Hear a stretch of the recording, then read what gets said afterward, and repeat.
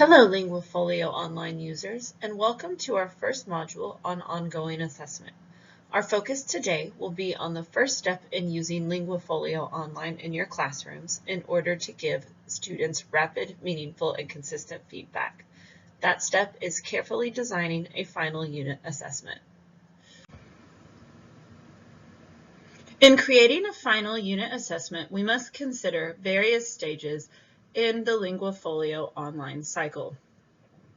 Mostly, we are focusing on designing a task, in this case the final unit assessment, to meet the targets defined by the goals that we already set in the goal setting module and the related can-do statements.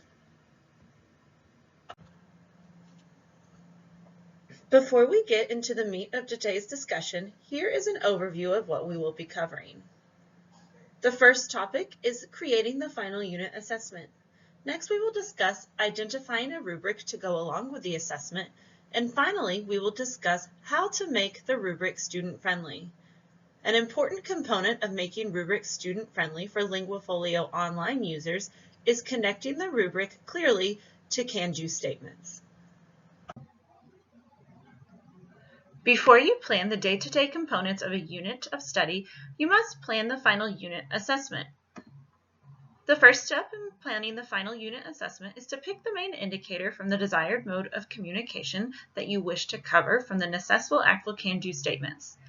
In some cases, it may be appropriate to pick more than one main indicator. The next step is to design an assessment with a realistic context that is connected to the concept or concepts that you are teaching. Next, decide which sub-can-do statements will be reflected in your assessment. In other words, decide all of the can-do statements that are related to your final unit assessment that your students should be able to show mastery of. And lastly, communicate the assessment with the students at the beginning of your unit of study. That way, they know what knowledge they should be gaining as they progress. Here is an example of the necessful actual can-do statements for a novice high communicator in presentational writing. As you can see, there are various statements in bold. These statements in bold are the main indicators of a given mode of communication.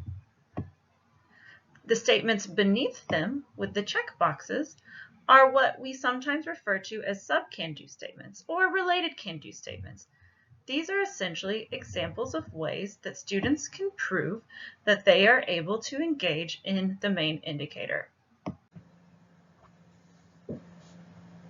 This is an example of a strong final unit assessment. As you can see, the big can-do statement of I can write information about my daily life in a letter, blog, discussion board, or email message has been selected to go along with the assessment. The assessment contains two major components and one follow-up discussion. The first component requires that students create 2 social media profiles under fake names. The first social media profile should reflect the student's true identity other than the name, and the second social media profile contains only information that has been made up. After the class gets the chance to review all of the social media profiles, each student is to pick a new friend and to send that friend an email or a letter. In the introductory correspondence, the students are to describe themselves, their friends, their family members, and explain other basic information about themselves, including their likes and their dislikes. In the follow-up discussion, students will reveal if the identities chosen for the letters were real or fake. The students will then discuss the interplay of perception and reality. Perception and reality are the 2 concepts that were chosen to teach this unit. Now that we have decided what our final unit assessment will be, we need to pick a rubric to use to evaluate students on that final assessment. This is the rubric that was designed by Castles to go along with our assessment. It was made to assess the presentational communication skills of novice language learners by using the actual performance descriptors for language learners released in 2012. While it is fine to use this rubric for your own purposes, it is not necessary. Please use the rubric that best reflects the expectations that exist in your school or school district. Essentially, on this rubric, a 7-8 student is an emerging intermediate communicator. A 5-6 student would be a novice high communicator. A 3-4 student would be a novice mid communicator, and a 1-2 student would be a novice low communicator. At this juncture, it is important to emphasize two best practices that should be used when giving final unit assessments. The first is that of beginning with the end in mind. The final unit assessment should be ready to go before teaching the unit. Once the unit does begin, share this assessment and its associated rubric and expectations with students. This communication is especially necessary for novice learners. We don't want to surprise them with our assessment, and they should be able to see why every activity in class is relevant and how it relates to the meaningful communication that is expected of them on the unit's final assessment. In no way does this preparation for the students mean that teachers should focus solely on teaching to the test and ignoring other relevant and important components of classwork and student practice. It does mean, however, that teachers must give students the opportunity to complete practice activities that mirror the rigor that is expected of them on final unit assessments and provide students with feedback on those activities. The next best practice that we should discuss is to move away from using percentages. If you'll note on the previous rubric, possible scores range from 0 to 8. According to the descriptors, a student who scores a 4 is a solid student and performs at an average level. However, if I calculated the student's score as a 4 out of 8, that student would receive a 50%, which in most school districts is a failing grade. That grade is a complete disservice to the student. Not only does it serve to demotivate the student for future activities, but it also is not reflective of what the student knows. Thus, when creating a rubric like the one that I have on the previous slide, make sure to create a conversion scale to go along with it. Here is an example of a conversion scale to use with the rubric that I created. With this conversion, a 7-8 student would earn an A, a 5-6 student would earn a B, a 3-4 student would earn a C, a 2 student would earn a D, and a 1 student would earn a high F. Clearly, a 0 student would earn an F as well. When creating this conversion scale for yourself, keep your school district's rules for grading in mind. It is best to use the scale department-wide, and even better to work in a cross-curricular fashion and have a whole team of teachers from different subject areas using the same conversion scale for similar rubrics. Okay, now that we have our final unit assessment, our rubric, and our conversion scale, we're ready to take steps to make our rubric just a little more student-friendly. It is easy to think that in creating a rubric, we are clearly outlining expectations of students. However, the language that is used in those rubrics tends to be a bit vague, and some students, especially those who are highly effective, do not understand what it is that they are supposed to do. Any steps that we can take as educators to break down the language of the rubric are steps in the right direction. The first step in making rubrics student-friendly is to develop indicators. Indicators are basically statements that crystallize for students what exactly it is that you as their teacher are looking for at a given proficiency level. Please notice that no indicator is repeated among descriptors. It is therefore assumed that students who are achieving at a 7-8 level have evidence of all of the indicators listed at proficiency levels below their achievement as well. When you are grading, you will simply make check marks next to each indicator that is represented in the indicator column. Whatever achievement level you are in when you stop making check marks is what the student's grade will be. This approach is advantageous for a variety of reasons. First, it saves time for teachers. Not only does it make grading much faster because teachers no longer have to spend time bean counting and taking off a prescribed amount of points for certain types of errors, but it also allows for rubrics to be used on multiple assessments. Instead of changing the rubric, teachers only have to edit the indicators to match new expectations of content mastery.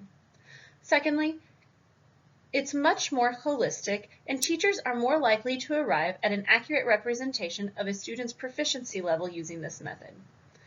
Also, it allows students to be certain of exactly what it is that they were missing and need to improve upon before taking subsequent assessments. Finally, and perhaps most importantly, the language used in creating indicators is always positive and emphasizes what the students have mastered as opposed to what the students haven't mastered. This approach in assessment feedback is more motivating than one in which all of the students' deficiencies are emphasized.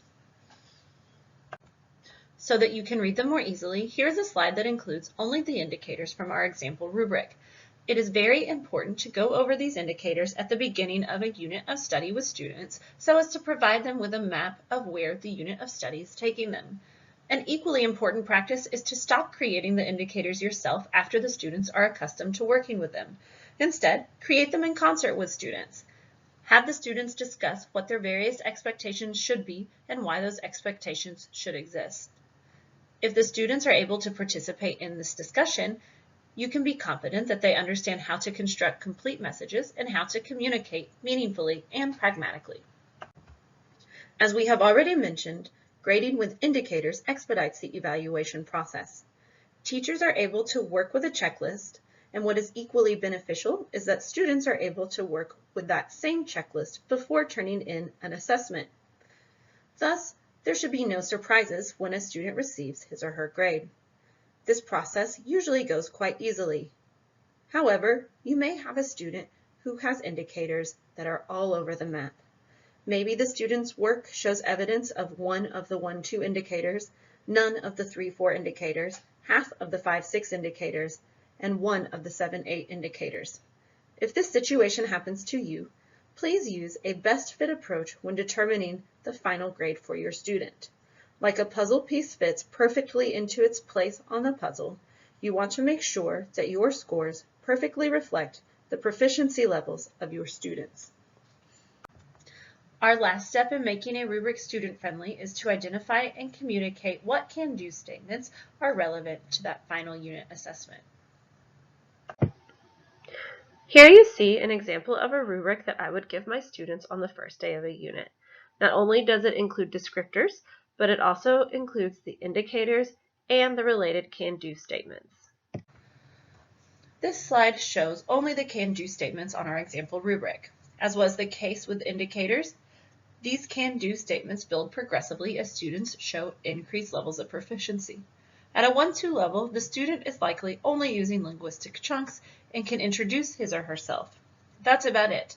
At a 3-4 level, however, the student is also able to describe his or herself and can say what he or she is like, what he or she looks like, and what he or she does. At the 5-6 level, it's important for students to start inquiring about others.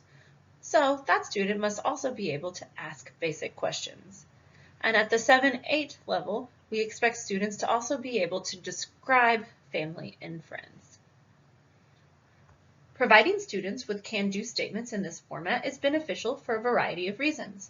First, the statements help students to connect the content that they are learning with the various functions of language. Students essentially have a checklist of abilities that they know that they need to showcase in order to do well. Also, after completing an assessment, students are able to easily use it as evidence for the relevant can-do statements on Linguafolio. We have now reached the end of Part 1 of the ongoing assessment module for Linguafolio Online. This training module was funded by the U.S. Department of Education under grant number P229A14004. Contents do not necessarily represent the policy of the U.S. Department of Education, nor imply endorsement by the federal government. If you have any questions about what you saw in today's module, please do not hesitate to contact us at lfolio@uoregon.edu. Thank you.